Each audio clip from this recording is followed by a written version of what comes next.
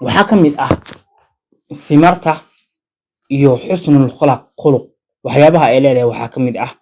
yaxya ibnu caad waxuu sheegay oo ah fi sicati alakhlaaqi kunuusul arsaaq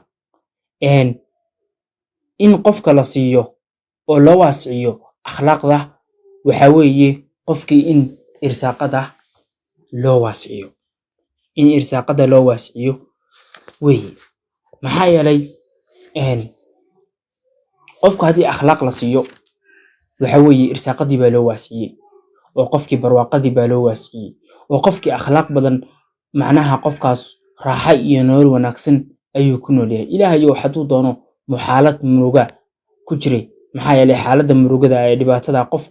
qofka akhlaaqda wanaagsan wuu samaraya samirkuna waxa weeye waa raaxo qalbiga ayay raaxo u tahay markaana inaa akhlaaq wanaagsan raadisid aa ku sifaysnaatid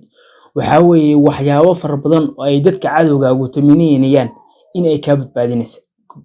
badbaadinayso qofka cadowgaagu wuxuu taminayaa inuu murugo ku geliyo inuu irsaaqad fara badan kaa qaado inuu magaranaysaa noloshaada baabi'iyo inuu ku xasido inuu magaranaysaa uu ku ciyaaro in magaranaysaa uu noloshaada dhaag madow uu ka dhigo markaana maadaama ay sidaa tahay adigu akhlaaq haddaa ku sifaysan tahay waxaa ogaataa in noloshaadu ay waasicnaan iyo barwaaqo iyo wanaag ay gelayso marka maadaama ay sidaa tahay maxay kaa badbaadinaysaa waxyaabihii cadowgaagu ku haminayay ee ahayd inay ku gaarsiiyaan dhawacyadii fara badnaa ayay kaa leexinaysaa marka kunuusul arsaaq weeye waxa weeye macnaha wuxuu ka wadaa hadday run tahay runtii waxay leedahay fadli iyo ajar haddii ay tahay samrigii wuxuu leeyahay fadli iyo ajar iyo darajooyin aad iyo aad u waaweyn tusaalahaan runtoo kale saddexdii nin ee la imtixaamay ee ilaahay subxaanahu watacaala imtixaamay nabigii sallallahu calayhi wasalam oo imtixaamay saddexdaa nin markay samreen oo ay run ka sheegeen hadalkoodii markii la weydiiyey markay saddexdaa nin ee suuratu baarax ka sheekeynayso saddexdaa nin jihaadkii bay ka daaheen jihaadkii markay ka yara dibdhaceen hadhowtana waxay dhaheen ilaahay subxaanahu watacaala wax kasta wuuna siiyey saadkoo dhan wuu noo fududeeyey wax kasta wuu noo jilciyey irsaaqadii oo dhan wuu noo siiyey laakiinse khalad baan sameynay waa ka yara dibdhacnay munaafiqiintiina waxa ay dhaheen ma garanaysaa waanu mashquulsanayn iyagoo toos iyagoo jihaadka uga dhacay ayaa haddana waxay ku homarsooneen sidoodii inay dhahaan mashquul baanu hayn guryahayagii baa cawra ahaa ma garanaysaa maanu awood maanu u lahayn inaanu jihaadka ku raacno markaana ilaahay subxaanahu watacaala nabiga sallallahu calayhi wasallam wuxuu ku yiri haddii aad run sheegtaan saddexdii nin ee asxaabta wuxuu ku yiri haddii aad run sheegtaan ilaahay subxaanahu watacaala wuu idin baryeelayaa wuu idin sheegayaa wuu idin karaameynayaa ma garanaysaa dee waa sidaas hadhowtana waa tii la imtixaamay imtixaanka culus la mariyey ilaa 50 habeen iyo meelaha 60 habeen meelahaas hadhowtana واتي الله سبحانه وتعالى آيات كأماني قرآن كأماني إلا ما أنت يوم القيامة إلا قرآن كرلو قايتونه ولا آخرنا يا وتاريخ ولا غشكينا يا محايا لي كانوا من الصادقين يا أيها الذين آمنوا اتقوا الله وكونوا مع الصادقين وحوي يقفكوا هديء رنشيغو فضل جاسو هليا مركا إني رنشيغين وأي سمرين وامتحاكي كو سمرين وأي هذا الكودي رنكو شيغين وأي دهين أنغو وانو اسكو دبدعني لكن خلط بانو قلب أي دهين وسيدي المنافقين تأينا من مرسي الله إيمان أيا إلهي سبحانه وتعالى وحكو لحالسيي إن قرآنك لغو شيغو إن قرآنك لغو شيغو هادو أيا أحد الصحابة أما نمكي مكرسا قرآنك لغو شيغو صدح نين كميدا أيا وحكو ليهي maadaama ilaahay subxaanahu watacaala uu runta igu badbaadiyey waxaan ku dhaaranayaa aan balan qaadayaa in aan weligay runta ka tegin oo aan runta garabka qabso sababtoo ayadii baa lagu badbaadiyey markaana waa saas runtii kaliya ayaa fadliga leh maxaa u maleynaysaa akhlaaqda kale maxaa u maleynaysaa akhlaaqda kale macnaha waxa weeye waa kunuus wala arsaaq kunuusul arsaaq waa qof kansi dhan halkan loo soo dhigay kansi arsaaqa halkan loo soo dhigay وقف هانتيدي halkan loo soo dhigay waa qof farxadii halkan loo soo dhigay oo maalin ba mid iska qaadanaya oo aan waxba ahayn marka akoon leedahay akoonkaaguna uu ku buuxo isdhiimaysid wax adduunyaa ee wax lacaga kama fikirsid maxaa u maleynaysaa iyadoo lagu siiyay akoonkii sharafta iyo akoonkii hantida iyo akoonkii cilmiga iyo akoonkii qalbiga wanaagsan iyo akoonkii iimaanka bal maxaa u malaynaysaa iyaduna waxa weeye waa shay weyn waxa weeye kunuusul arsaaq sidaas ayaa laga wadaa wuxuu ku leeyahay ninkan al-aslu al-akhlaaq al-madmuuma akhlaaqda xun asalkeedu waxa weeye al-kibr qofku inuu iskibriyo kulluha al-kibr wal-mahana wad-danaa'a waxa weeye inaa iskibrisid oo isweynaysid oo aad magaranaysaa isfaafanisid oo hadduu ilaahay sharaf ku siiyo sharaf cilmi oo aad iskibrisid oo hadduu ilaahay subxaanahu wa tacaala darajo sare ku siiyey oo aad isweynaysid oo haddii aad magaranaysaa madax aad tahay oo aad ciidanka isku waawaashid oo aad iskibrisid oo aad qabiiladii isku waawaashid oo aad iskibrisid oo aad dadkii isku waawaashid oo aad iskibrisid oo aad tiraahdo aniga cid iga daba hadli karta ma jiro oo aniga cid magaranaysaa iga insha allahu tacaala mawduuc muhiima ayaynu soo wadnaa insha allahu tacaala oo aynu soo diyaarinaynaa oo la dhaho sidee raciyadu ula dhaqmaysaa dadka umarada ama umaradu sideeba ula dhaqmaysaa dadka raciyada macnaha shacabku iyo dadku sideebay madaxdooda ula dhaqmayaan madaxdu sideebay ula dhaqmaysaa dadka shacabka markaana maxaa yeelay dhinaca madaxda waxaa jira dadku hadeer ama madaxdu hadeer waxay iska daawadaan reer Yurub Donald Trump bay daawanayaan oo Kim Jong Un bay daawanayaan oo Sacuudi Carabiga daawanayaan oo meelaha kale daawanayaan marka gaalada kibirka ay leedahay iyo isla weynaanta iyo waxyaabahaas ayaa waxay sameeyaan bay ku dayanayaan kuwa far badan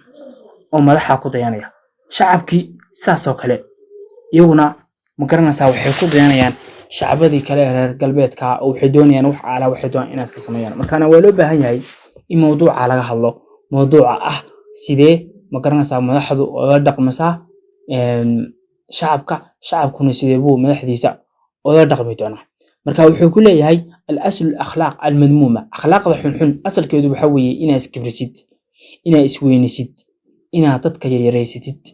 inaad dadka duleysatid inaad wixii ilaahay subxaanahu wa tacaala sharaf u siin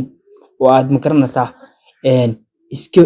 waaweynaysid oo aad dadkii ma garanaysaa iska caayidi ma magtid wal-asl al-akhlaaq al-mahmuuda kulluha al-khushuuc fi culuw al-himma waxa weeye akhlaaqda ugu wanaagsan asalkeedu waxa weeye inaa khushuucid oo ma garanaysaa shukri naqdid oo ilaahay subxaanahu wa tacaala fadligii iyo weynaantii uu ku siiyey in aad ku shukri naqdid